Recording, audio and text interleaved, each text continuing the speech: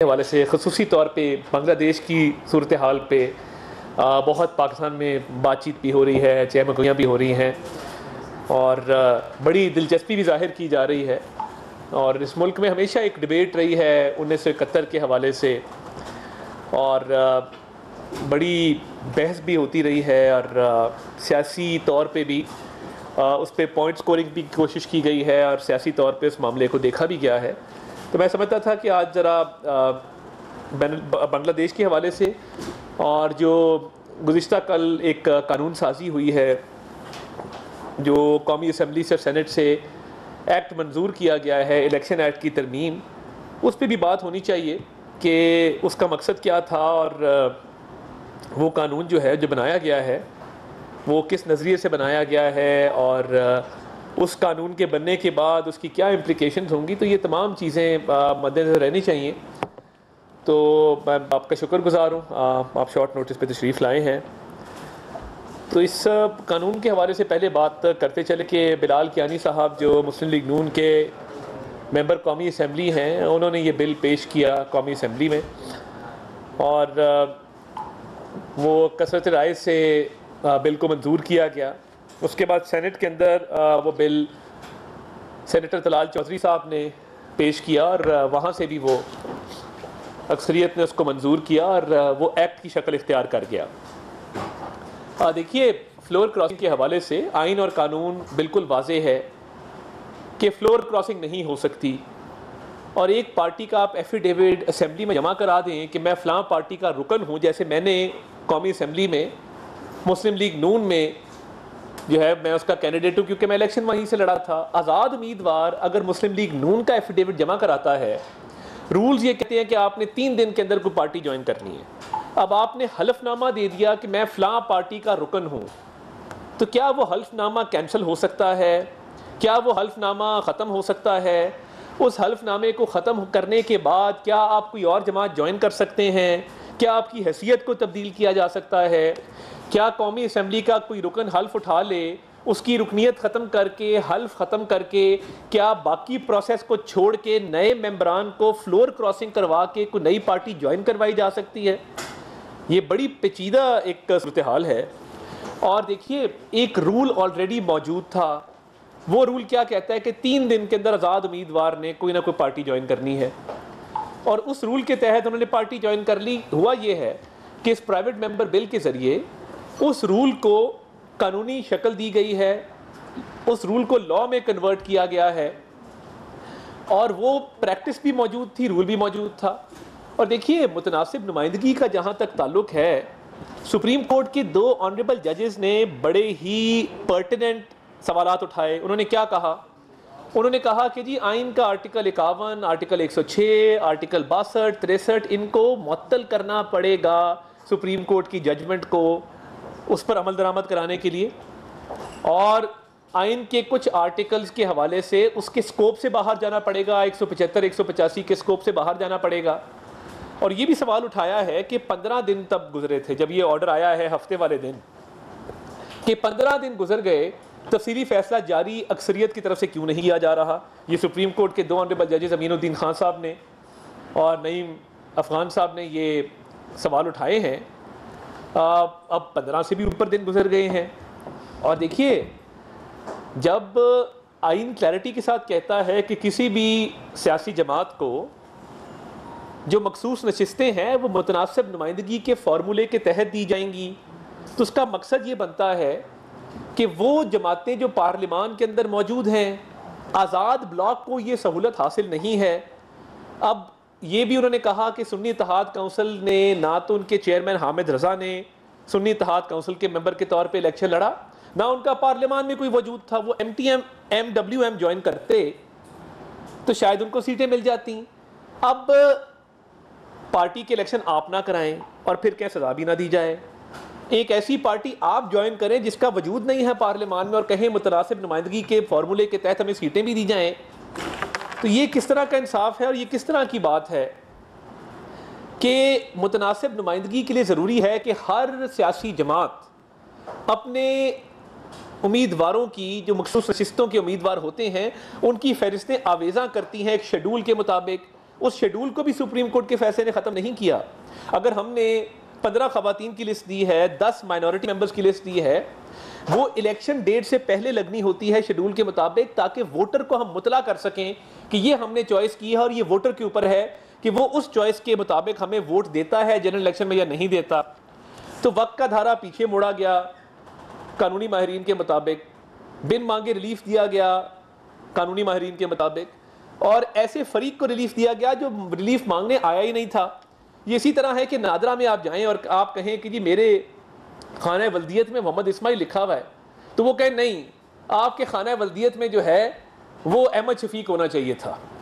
اب خانہ ولدیت تو مطلب اس طرح تبدیل ہو سکتا ہے بغیر چاہے بغیر کہے, یہ تو سمجھ سے باہر ہے. تو دیکھیں, پارلیمان ایک بالادست ادارہ ہے, پارلیمان کے پاس قانون سازی کا اختیار حاصل ہے, اور پارلیمان نے ایک رول کو لا کے اندر کنورٹ کیا, ایک پریکٹس کو کنسالیڈیٹ کیا, مزید اس کو دوام بخشا, تقویت بخشی. تو میں یہ سمجھتا ہوں کہ یہ قانونی طور پہ جو سکم پیدا ہوئے, قانونی طور پہ جو مسائل پیدا ہوئے, ان کا حل بہت ضروری ہے. اور ہم سمجھتے ہیں کہ قانونی معاملات میں بالکل جو ہے وہ انصاف نہ صرف ہونا چاہیے, ہوتا نظر بھی آنا چاہیے. تو یہ کچھ چیزیں تھیں جو پارلیمان کی قانون سازی اور سپریم کورٹ کے 2 آنریبل ججز کے فیصلے کے حوالے سے میں جس پہ بات کرنا چاہتا تھا. اور میں اب ذرا تھوڑا سا میں سمجھتا ہوں کہ بنگلہ دیش کے اوپر بھی بات ہو جائے. اور ہم یہ بالکل سمجھتے ہیں کہ جو پاکستانی حکومت ہے, پاکستانی عوام ہیں, ہم بنگلہ دیش کی عوام کے ساتھ کھڑے ہیں.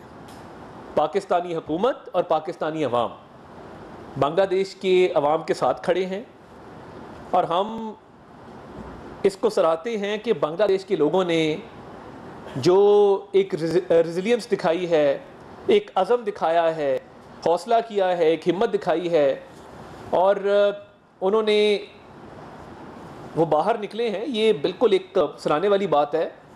ہمارے ملک میں بانی چیئرمین پی ٹی آئی نے شیخ مجیب کو ایک ہیرو کے طور پہ پورٹرے کیا. کیا کہا؟ اپنے آپ کا موازنہ شیخ مجیب سے کیا, اور کہا کہ جی میرے ساتھ وہی ہو رہا ہے جو شیخ مجیب کے ساتھ ہوا تھا. یعنی ان کے جو فریڈم فائٹرز جن کو وہ کہتے تھے, اور ہم سمجھتے تھے کہ قطر میں انہوں نے ایک اچھا کردار ادا نہیں کیا جن لوگوں نے, ان کے معاملے کے اوپر یہ سارا معاملہ شروع ہوا نا. تو جیل سے بار بار شیخ مجیب ان کے لیڈروں نے آ کے ٹی وی پہ بات کی اور کہا جی ہمارا لیڈر شیخ مجیب کی طرح ہے. اب انہوں نے ہمیشہ, وہ مناسب نہیں ہے محاورہ کہنا, مگر چلیں اس کو کسی اور شکل میں کہہ دیتے ہیں, یو ٹرن نہ لے تو وہ بانی چیئرمین پی ٹی آئی کہلوا نہیں سکتا اپنے آپ کو. ہر بات پہ یو ٹرن, مجھے فوج نے نکالا, مجھے امریکہ نے نکالا, اب فوج میری امریکہ کے خلاف مدد کرے, امریکہ میری فوج کے خلاف مدد کرے. یعنی کوئی آپ بندہ چکرا نہیں جاتا کسی بیانیے سے کہ یار آپ کا بیانیہ ہے کیا, آپ کا کوئی دین ایمان بھی ہے کہ نہیں ہے.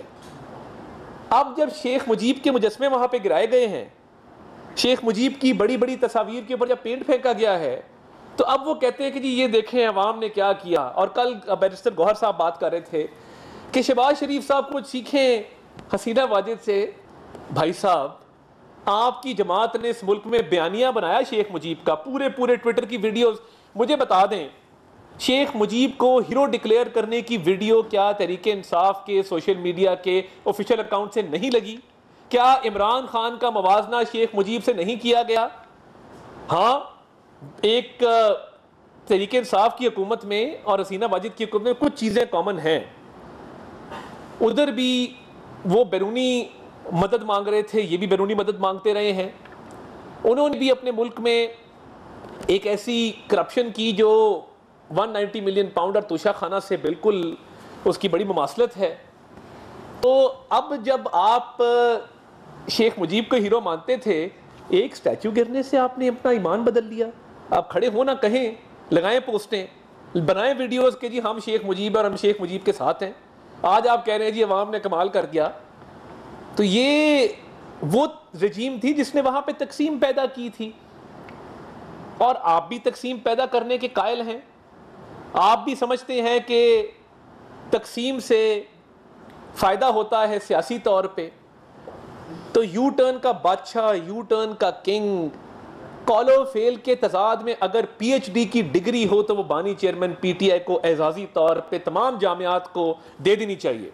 تمام یونیورسٹیز کہیں کہ جی کال و فیل کا تضاد، یہ master of contradictions, master of deception and contradictions. عمل کچھ ہے، کان میں گئے گا اسلامی کارڈ پلے کرتے ہیں. آج اسلامی کارڈ، میں امر بالمعروف ہوں، آپ نہیں عن المنکر ہیں. اور مجھے سمجھ نہیں آتی کہ جب یہ باتیں کرتے ہیں اور مذہب سے اپنے آپ کو لنک کرتے ہیں، کوئی کہہ رہا ہے اللہ معاف کرے، اللہ معاف کرے، دور حاضر کا پیغمبر ساتھ کھڑے ہو کے کہہ رہے ہیں، کوئی کنڈمنیشن نہیں ہے اس بات کی. اور ایک وہ بچہ آیا ہے، وہ ویڈیو آج بھی موجود ہے، جو کہہ رہا ہے کہ جی سب سے لکی پیرنٹس دنیا کے کون تھے اور سیکنڈ لکی پیرنٹس کون ہے. وہ کلپ آپ کو میں بھجوا دوں گا، آپ سن لیجئے گا. یعنی شرم آ جاتی ہے یار، آپ اپنے کرتوت، آپ سیاست کریں، آپ اسلام کو تو مت استعمال کریں اپنی سیاست کے لیے. ہر چیز کے اوپر یو ٹرن ہے. اور بیرسٹر گور صاحب کھڑے ہو کے سینہ واجد کی بات کرتے ہیں. بھائی آپ تو شیخ مجیب کو ہیرو مانتے تھے، صرف ایک سٹیچو گرنے سے ہی ہو گیا. تھوڑی سی خیال کر لیتے. آپ نے اتنی پیسے لگا کے، ملک دشمن قوتوں سے پیسے لے کے ایک بیانیہ بنایا تھا. ہاں آپ کے اور ان کے درمیان بہت ساری قدریں مشترک ہیں، تو آج کیا وجہ ہے کہ آپ اس بیانیے سے انحراف کرنا چاہتے ہیں؟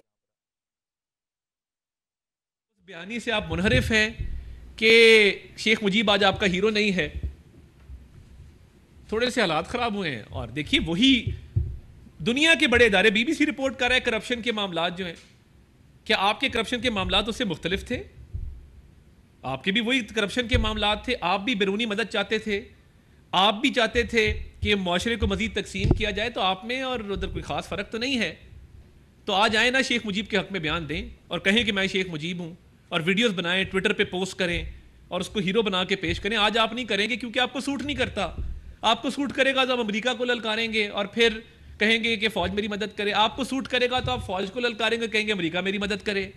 آپ کو سوٹ کرے گا تو آپ 9 مئی کے حملے کرا دیں گے. آپ کی تینوں بہنیں موجود ہوں گی، آپ کا بھانجا موجود ہوگا، آپ کے پارٹی کے لیڈرز کہیں گے خان نہیں تو پاکستان نہیں، آگ لگانے آئے ہیں، آج نہیں چھوڑیں گے. اور آپ کو سوٹ نہیں کرے گا تو آپ کہیں گے میں نہیں تھا، میں نہیں تھا، میرے لوگ نہیں تھے، یہ خود ہی گئے تھے. ان پر گولیاں کیوں نہیں چلائی گئی؟ ان کو روکا کیوں نہیں گیا؟ اندازہ کریں، آگ لگانے والے پوچھ رہے ہیں میں روکا کیوں نہیں گیا؟ لاشوں کی تلاش رہتی ہے اکثر. تو آپ اپنے کیسز کا جواب دیں، آپ اپنے کیسز کی بات کریں. اور بیرسٹر گوہر کو چاہیے کہ وہ اپنے لیڈر کو جا کے جیل میں جب ملاقات کرتے ہیں تو ان کو بتائیں کہ وہ شیخ مجیب جو آپ جس کو ہیرو بنا رہے تھے وہاں تھوڑا سا ذرا گڑبڑ ہو گئی ہے، تو بیانیہ ہم نے اب بدل لیا ہے، اب ہمارا بیانیہ یہ نہیں ہے، یہ ہے. تو یہ جو بار بار کال و فیل میں تضاد ہے، منافقت کی سیاست ہے، جھوٹ ہے، بہتان ہے، الزام ہے، غلط بیانی ہے، فریب ہے، مکر ہے، یہ ساری چیزیں ملیں تو ایک تحریک انصاف بنتی ہے اور ان کا بانی چیئرمین پی ٹی آئی بنتا ہے. جی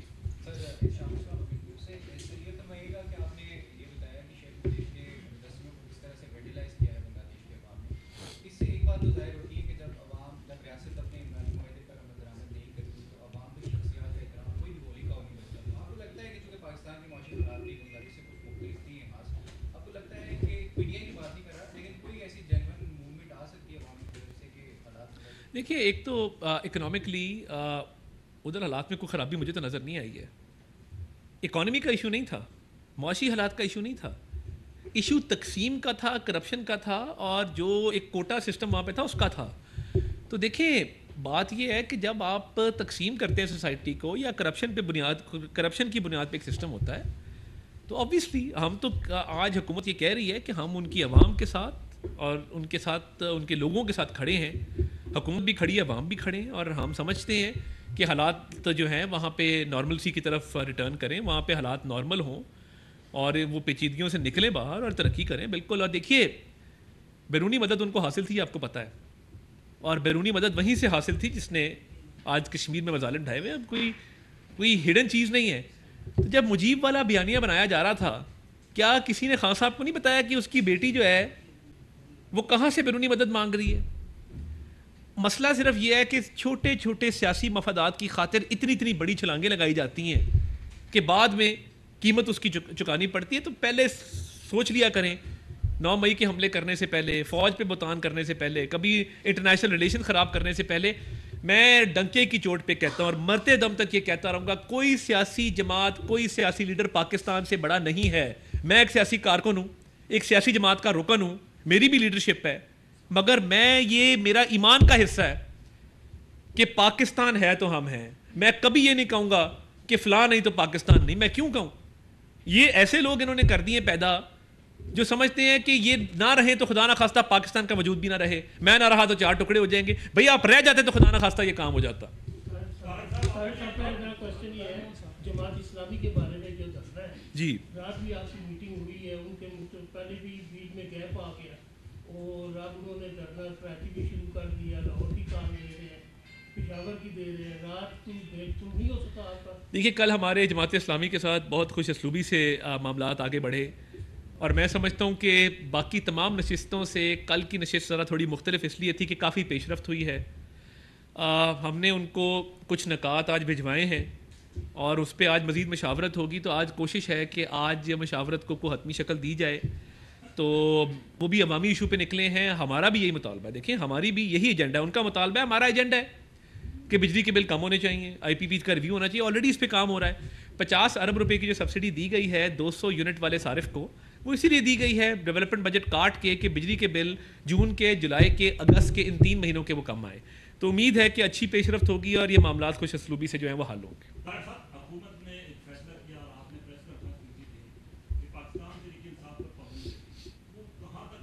یہ قانون سازی ہوئی ہے نا، آپ کو پسند نہیں آئی کل جو ہوئی ہے، اچھی ہو گئی ہے. آہستہ آہستہ چلیں گے، ایک ایک سٹیپ کر کے. قانون سازی ہو گئی ہے اور وہ آپ کیا سمجھتے ہیں کہ اس کے بعد تحریک انصاف کی جوائننگ ممکن ہوگی؟ قانونی ماہرین اس پہ بہتر رائے دے سکتے ہیں، مجھے نہیں پتہ، مگر تحریک انصاف کے وجود میں تھوڑا سا ڈیٹ تو پڑا ہے اس چیز. سر یہ بتائیے کہ اسی سوال کو آگے لے کے جا رہا ہوں، پی ٹی آئی نہیں، بٹ اس میں پھر پی ٹی آئی میں کیسے جائیں گے یہ ممبرس؟ سر اسی سوال کو آگے بڑھاتا ہوا کہ سر آپ نے پی ٹی آئی کے اوپر تو بین کرنے کی بات کی ہے، لیکن سر جو پی ٹی آئی کے جو سپورٹرز تھے، جو سہولت کار تھے، سر جو 3 جرنیل تھے، سر ان کے اوپر بھی آپ غداری کا اور آرٹیکل 6 لگانے کی کوئی کوشش کر رہے ہیں؟ دیکھیے، معاملہ یہ ہے کہ اس وقت کی سیاسی جماعت جس کا نام تحریک انصاف تھا، بانی چیئرمین پی ٹی آئی نے فیصلے کیے نا، ایگزیکٹو اتھارٹی ان کے پاس تھی. اور میں تو بڑا حیران ہوتا ہوں، پہلے کہا کہ آرمی چیف قوم کا باپ ہوتا ہے، پھر کہا یہ میر جعفر ہے، یعنی باپ کو میر جعفر کہہ دیا. تو یا باپ ہے یا میر جعفر ہے بھائی، یا امریکہ نے گرائی ہے یا فوج نے. پھر اینڈ پہ جب بالکل بات نہیں رہا بنی، اس نے کہا نہیں امریکہ نے بھی گرائی، فوج بھی نہیں گرائی، یہ محسن نقوی نے گرا دی ہے. تو دیکھیں، تھوڑا سا ذرا میرا خیال ہے ذہنی چیک اپ کی بھی ضرورت ہے. اب جو فریج لیا گیا ہے، اب آپ سن لیں داستان، میں اے سی اتار لوں گا، میں گھر کا کھانا بند کر دوں گا، میں دوائیاں بند کر دوں گا. اب کہا ہے شہنشاہ عالی کا یہ فرمان ہے کہ جب جیل کے سپرنٹینڈنٹ کے کمرے میں پڑے فریج سے میرے لیے پانی آتا ہے تو وہ 400 میٹر جب وہ اٹھا کے لاتا ہے اردلی اس کو تو وہ گرم ہو جاتا ہے. میرے سیل کے اندر مجھے ذاتی فریج مہیا کیا جائے. ورزش والی سائیکل موجود ہے، فریج آ گیا ہے، کھانا پینا چل رہا ہے. میری تو بلکہ صدا ہوگی، میں جیل والوں کو کہوں گا ایک فیزیبلٹی بنائیں، چھوٹا سوئمنگ پول بنا دیں، تالاب بنا دیں چھوٹا سا جہاں پہ کوئی تھوڑی بہت تیراکی کر سکیں. گرمی بہت ہے، ایکسرسائز کا بھی شوق پورا ہو جائے گا. سوئمنگ پول کے ساتھ چھوٹا کلب بھی بنا دیں. جو کہتے تھے نا میں مغرب کو بہت اچھا جانتا ہوں، تو شام کو اگر کوئی تھوڑا بہت ناچ گانے کا بھی موڈ ہو تو وہ پھر وہیں پہ سوئمنگ پول کے ساتھ ہی چھوٹا بار بنا ہو تو وہ بھی معاملات وہاں پہ پورے ہو جائیں گے. کیونکہ فریج بھی آ گیا، سائیکل بھی آ گئی، اب پارٹی رہ گئی ہے، وہ بھی وہاں پہ اس کا کوئی انتظام جو ہے مناسب جو ہے وہ میرا خیال ہے کر دینا چاہیے. جی 5 تاریخ کو بہت بڑا جلسہ کیا پی ٹی آئی نے جی ثوابی کے اندر. 22 تاریخ کو اعلان کیا گیا ہے کہ اسلام آباد کے اندر اگر اجازت نہ ملی عدالتوں سے، حکومت سے، تو ہم ڈی چوک میں جلسہ کریں گے. کیا کہیں گے؟ دیکھیں، میں کیا کہہ سکتا ہوں، پہلے آگ لگا دی، پھر کہا جی سپریم کورٹ کا حکم نہیں ہمیں ملا تھا. تو اس بات کی تو اجازت نہیں دی جا سکتی نا کہ زندگی کو یہاں مفلوج کر دیا جائے. اور اسی ڈی چوک میں جہاں پہ پی ٹی وی پہ حملہ کیا تھا، جہاں بیٹھے ہیں، پیسے ہی دے دو یار واپس جو پی ٹی وی پہ حملہ کیا تھا. سرکاری نقصان ہوا ہے نا، اربوں روپیہ آپ پہلے کھا گئے تحفوں کے مد میں، پی ٹی وی پہ آپ نے حملہ کر کے یہاں پہ کروڑوں کا نقصان کر دیا. تو یہ ایسے دہشت گردوں کو تو اجازت نہیں دی جا سکتی. کل کو وہ یہ جو فتنہ الخوارج ہے یہ بھی کہیں گے ہم جلسہ کرنا ہے ڈی چوک کے اندر، کیا ان کو بھی کہیں گے آ جاؤ جلسہ کر لو؟ تو یہ جو T T P T I ہے تحریک طالبان پاکستان تحریک انصاف ان کو بالکل ایسی کوئی اجازت مانگے ضرور رولز کے مطابق اس کو دیکھتے ہیں، مگر یہ ڈی چوک کی طرف ادھر سینسٹیو بلڈنگس کی طرف کوئی پھڑکے بھی نہ، کیونکہ یہ سینسٹیو بلڈنگس کی طرف آتے ہیں، پیچھے ان کے پاس بارود ہوتا ہے، ان کے وہ سوشل میڈیا کے بندے کے پاس سے کیا کیا نکلا ہے گاڑی کے اندر، تو یہ اس طرح کے لوگ ہیں، یہ پاکستان کا امن تباہ کرنا چاہتے ہیں۔ سر یہ بتائیے گا کہ یہ آج آپ باتیں کر رہے ہیں، کل یہاں اس سیٹ پہ بیٹھا ہوا کوئی اور شخص یہی باتیں کر رہا ہوگا آپ کے بارے میں، یہ آپ کی سیاستدانوں کی آپسی جو انتقامی کاروائیاں ہیں یہ کب ختم ہو؟ بہت اچھا سوال۔ ایک غریب شخص جو پاکستانی ہے اس کو کب ریلیز ملے گا؟ دیکھیں اس ملک میں ایک سازش کی گئی، اور اس ملک میں سازش ایسی کی گئی کہ ہاؤس آف گولڈ سمتھ، اب سن لیں، آپ نے سوال کیا ہے، ہاؤس آف گولڈ سمتھ نہیں چاہتا تھا، یہ پوری ایک لیگسی ہے روتھ چائلڈ کی، گولڈ سمتھ کی، کبھی آپ اس کی ریسرچ کیجئے گا۔ مجھے اگر آپ گن پوائنٹ پہ کہنا کہ تم نے صادق خان کی لنڈن میں سپورٹ نہیں کرنی، زیک گولڈ سمتھ کی کرنی، میں مر جاؤں گا، میں زیک گولڈ سمتھ کی سپورٹ نہیں کروں گا، میرے عقائد اس کا اجازت نہیں دیتے، میری پاکستانیت اس بات کی اجازت نہیں دیتی کہ میں ایک پاکستانی کے خلاف وہاں پہ ایک گولڈ سمتھ کی کیمپین کروں، یہ وہی کر سکتا ہے جس کا ضمیر مر چکا ہو۔ دیکھیں ہم سیاستدانوں نے چارٹر ڈیموکریسی کیا تھا اس ملک کے اندر، ہم ہی سیاستدان تھے جو بدست و گریباں تھے، مگر ہم نے کہا یار نہیں اب لڑائی نہیں، اب ہم جمہوریت کے استحکام کے لیے بیٹھیں گے اور ہم چارٹر اور ڈیموکریسی کریں گے۔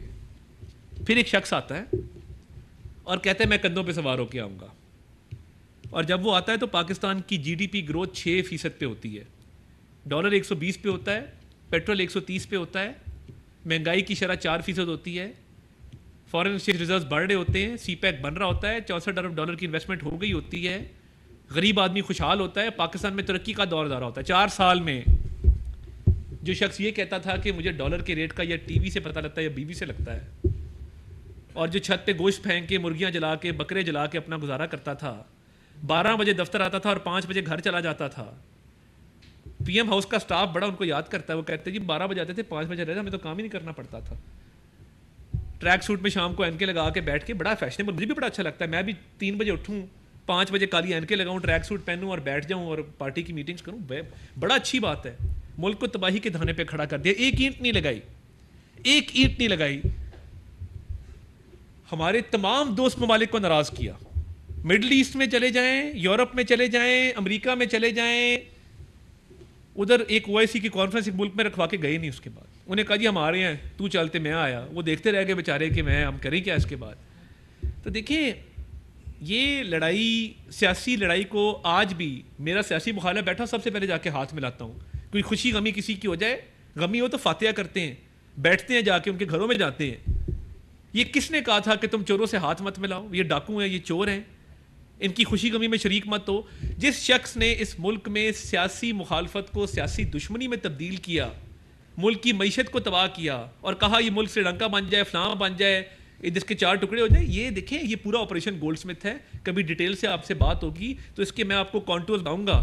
آج مجھے ڈاکٹر اسرار کی بات یاد آتی ہے، حکیم سعید کی بات یاد آتی ہے، وہ کہہ کے گئے تھے کہ ایک شخص آئے گا جو یہ کام کرے گا، اس نے سارے وہ کام کیے ہیں جو وہ کہہ کے گئے تھے۔ کوئی ایک پروجیکٹ مجھے بتا دیں، کوئی ایک ملک بتا دیں جو راضی ہو، میرا نہیں خیال۔ Thank you G.